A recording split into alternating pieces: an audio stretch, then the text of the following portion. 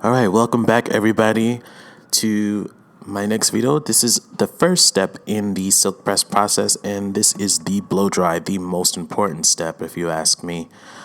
So I'm using 25 Miracle Milk here to spray the hair. As you can see, it's really matted, really tangled. This stuff is going to get through the hair and allow you to detangle without any issues. It's the best product. If you've been watching my videos, I talk about it all the time. So that's 25 Miracle Milk by Mizani. We do sell it in the salon there at Fox and Jane that I work at there in Brooklyn. I'm also using a wide teeth detangling comb. I forgot who makes this one, but it's supposed to have something infused into the comb. I don't know if that really makes a difference, but whatever. As you see this, what I'm doing now is you detangle the ends first with the comb and you walk your comb up to the roots as the hair becomes detangled. All right. So once again, you start from the bottom and walk your way up. Let's grab another section because I missed that. So detangle those ends. Then you start to walk the comb up the hair. If you hit a snag as you're walking the comb up, hold the hair at the top of the snag and comb it out until it's detangled. You can also do this with the brush. I'll show you how to do that with the brush a little bit later in the video. But basically, it's the same type of principle, except with the brush, you're going to hold the brush vertically. And once you detangle, then you can start to use the brush horizontally. Once you've detangled each section, what you want to do is twist each section out of the way so that you're not doing double the work.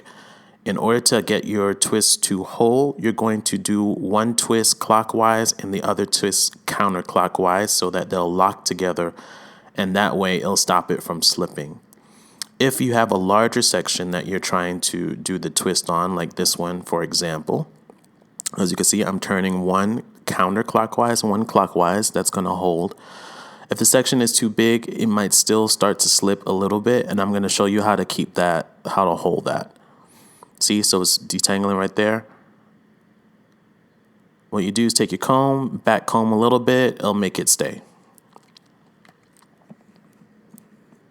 All right, and then you do the same thing on the opposite side, 4 quadrants. You're going to detangle this side once again. Bring that a little closer, please. Thank you. Okay, so if you have hair that's really matted like that, you see how I am unraveling it? You don't yank it. You just kind of unspool it like if you're doing wool, or yarn, because hair is like a fabric. So you just kind of unravel it slowly and they'll come apart. And then from there, you detangle. Also important, what you see me doing right now, is don't touch curly hair with dry hands. It makes it frizz up even more, and it's harder to get a good, hold on the hair and detangle with the dry hands. So my hands tend to dry out a lot, so I moisturize it, and then now you can see that I'm kind of moving through the hair a lot better, but my hands would be pulling the moisture from the hair if my hands were too dry. So that's another thing. Just kind of put a little bit of a light oil or something on your hands, moisturize it in, and then continue to work with the curly hair. That way you're smoothing as you are working through that hair instead of stripping moisture from it. All right, and everybody has a different philosophy, but as you see, that whole process, that's the only hair that came out of that comb. So my next step is the heat shield. That's just a heat protectant, again by Mizani. I think it protects up to 450 degrees. You can also check the product to see if that is correct. But any heat protectant should do. They have wet heat protectant, dry one. This is Press Agent, and it's a thermal smoothing serum that also has heat protection in it. So those are the only 3 products that I'm going to be using for this blow dry. The serum is going to help smooth down that hair, help give it a little bit of weight so that it holds down and it's slick. And that is going to come in really, really handy when you decide to do your silk pressing process, regardless of what tool that you're using. For this particular instance, later on I go on to use a hot comb just to show the method of using that versus like the flat iron. But the blow dry process is the most important process in the silk press process. If you don't have these alligator clips, you should get those. They are really good for curly hair. As you can see, I use my fingers to demonstrate just how much hair it can grip. So those make a big difference. And I kind of split and you also have the option of using two brushes, right? This is the flat brush. I prefer to use the flat brush with the boar bristle and the regular detangling bristles. Those really help. Or you can use a round brush. If you're going to use a round brush and you're pulling hair of this texture, I would suggest a boar bristle brush. They really do help to get the tension on the hair that you need. But either method is fine for you. Whatever you use, the key to this is just having the right amount of tension. As you can see right now, I'm going to show you one way to kind of smooth down the roots. So you want to hold the hair taut, and you're going to use the nozzle. You see the nozzle is not directly down on the scalp. It's kind of just riding on the hair shaft on the head. So you want to hold that blow dryer and blow that air at an angle. If you're not comfortable with this yet, use your dryer setting on a lower speed until you get the motion down so you don't burn yourself or you don't burn your client if you're working in the salon or you're working, taking clients from home, however you're doing it. All right, so subdivide that section, and as you can see, really pay attention to the nozzle, see how I'm holding the tension. And the goal of this, folks, is you want the hair to be straight, right? So think of every motion, every manipulation you do as straightening that hair. If you start twisting, if you start rounding, using that round brush in the traditional way, you're going to start to round the hair more. It's going to be big. It's going to be poofy. You're going to be working against what your goal is supposed to be, right? Which is to get the hair straight and to lie a little bit flatter. There's ways to get volume other than, round brushing. So don't worry about that. Right now, you want to smooth everything out as much as possible. And as you can see, if you hold the right amount of tension, you don't have to do as much work. So you lift it up, lift it to the side, make sure you get every angle, and you just really start to smooth that out, especially towards the hairline. These hairlines are almost perfect. A lot of the people that you're working on, if you're working in the salon, are not going to have hairlines that perfect, and a lot of people aren't going to have hairline that perfect.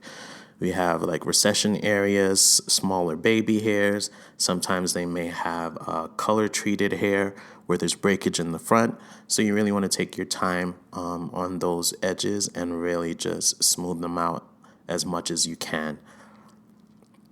And also because the hair is a little bit finer, they'll be more prone to straighten a lot easier than the rest of the hair sometimes too. So if you don't get it completely straight, don't keep pulling at it. You can do that later on with your flat iron or with a hot tool of your choice to kind of smooth it even more. But you just want to get it stretched is the main key. You're just stretching out that hair. Now, as you look at this too, you can also see that the ends are taking a lot longer to kind of smooth out. You can see that. That's because this has not been cut. This mannequin has not been cut yet, and you can tell that it hasn't been cut because those ends are not going to be as smooth. Now, when you're working on your own hair or you're working on your client's hair, you might notice the same thing, and it's going to be drier. It does not pick up the product. It doesn't hold the product as much. And that's because those ends are fried and they're dead and they need to be trimmed off. So that's a good indication that, hey, you need a trim as well, because the entire length of your hair should look about the same either way. If it's one particular area that's that fried like that, it's probably because it's damaged and it needs to be cut off. But, people have attachments to the length, and even though it may be, a little sparse, they might want to keep it. So there's ways that you can kind of preserve that and still make it look good. But in the end, ultimately, it needs to come off at one point or another. Either it's going to break off or you're going to have to cut it off. So just let them know, like, a healthy trim will give you a better end result. And make your hair look a lot fuller than you think holding on to strangly ends would. But, in the nicest way possible, of course. So I'm going to show you how to do this with the flat brush, right? The reason I like this boar bristle is because you get kind of the best of both worlds. Now, you're going to, like I said, you hold the brush vertically first and you kind of stretching out that length. You could do this with your fingers too. Like I said, the tool just kind of helps you hold with the tension. Hold from the top, you put your finger, lock that in on the brush, and as you can see, it's straight. No, but it's not straight right there at the root. Don't worry, I'm going to go back and get that. I'm going to show you how to get that. But right now, just pay attention to how that hair is stretching, and that's exactly what you want to see. Okay, now I'm using my brush horizontally because I have straightened and detangled most of that, so now I can use it that way. And then I'll come back up at the root, keeping that tension in, and then I'll use the air to kind of blow dry that out. You see how smooth that comes? Perfect. All right, so I just wanted to show you both ways of how you do use the round brush if you're doing it, or the flat brush. And the flat brush, you can go back in. You can use both. You can even take, after you've used the round brush, you can use the flat brush and do it like I'm doing now. Kind of hover the air over and then just use that paddle brush to smooth out either way in either direction. All right, take a look at it. You can see where those ends really do need cutting, but you can see the rest of the hair is nice and stretched. Now, in case you didn't get it, I'm going to show you from another angle because it's pretty much the same thing, guys. All right. You're going to make that section. Okay, I'm going to show you again how, using the round of the head without even using the tools, how you can get that hair straight with just the blow dryer and tension. Okay, and I learned this from Tiffany. So Tiffany, if you're watching, thanks. Shout out to her. We learned this in, she taught me this in cosmetology school. She worked with natural hair a lot. So I got a lot of good tips and tricks from her. So see how you just smooth that out and you angle the airflow just right. And looking at that, look how that root just got stretched already as it is, right? Then you can go back in with your paddle brush, or you can go back in with your fingers if you don't want to use any manipulation at all. You can use your fingers to just stretch the rest of the hair. But without using manipulation, you have to make sure that that hair is really detangled. So the steps that I mentioned before with twisting it up and detangling, that's really important if you choose not to use manipulation with your blow dryer and brush, and you just want to use your fingers to stretch the hair.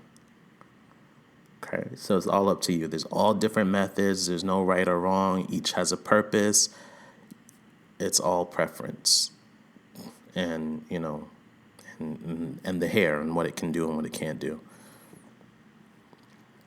My tip for anybody is, if you're doing hair, if you're doing your own hair, is learn to do the same thing in multiple different ways, because you never know when you're not going to have your preferred method of choice available to you.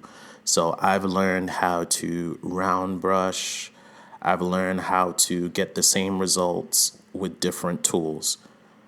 I can do this with the flat brush. I could do this with the ceramic brush. I could do this with the boar bristle brush. I could do this with my fingers and air.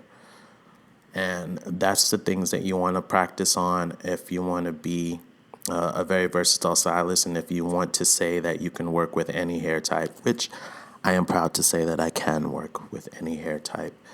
But that's definitely like working on your craft and really having appreciation for the craft itself, is by learning different fabrics, learning different tools. And you see that tension is so good. Knock the mannequin off its stand, right? That's how you know you're going to get a really good press. But I left that in there because it happens. It happens. Right? And what I'm doing now is, if you still have problems with the root too, what you can do is you can go in and kind of wrap dry to help smooth out that root a little bit more. Once again, it's the same like principle that I was talking about before, by using the scalp to kind of smooth that out. And you can see within the roots right there, by doing that, you're really just stretching that root out even more, and you're getting that nice flat results. You can do a little bit of leafing if you need to. I just did a little leafing there. That's what that's called. And that's just, again, once again, getting tension enough so that you can straighten and smooth out that root.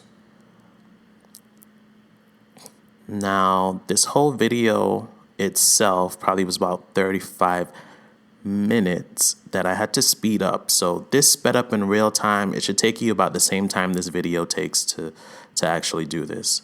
Okay, which is about 16 minutes, 15 minutes, somewhere around there. But it takes longer to do videos and angles and all that stuff. Right, and we're about to get down to the end. Don't feel intimidated. Take your time. Remember my tips and tricks. Pause if you need to. And you should get through this blow dry with no problem and set yourself up for success. And before you start to press your hair, if you are a natural hair girl, your hair should look like this after a blow dry. That way you do not need to crank that heat up past 450 like some people like to do. It doesn't need to be that hot if you've done the work, the prep work to get the right result. Right? Like, comment, and subscribe, guys. Follow more, and you can see the next step, which will be the press, coming up soon. Thanks.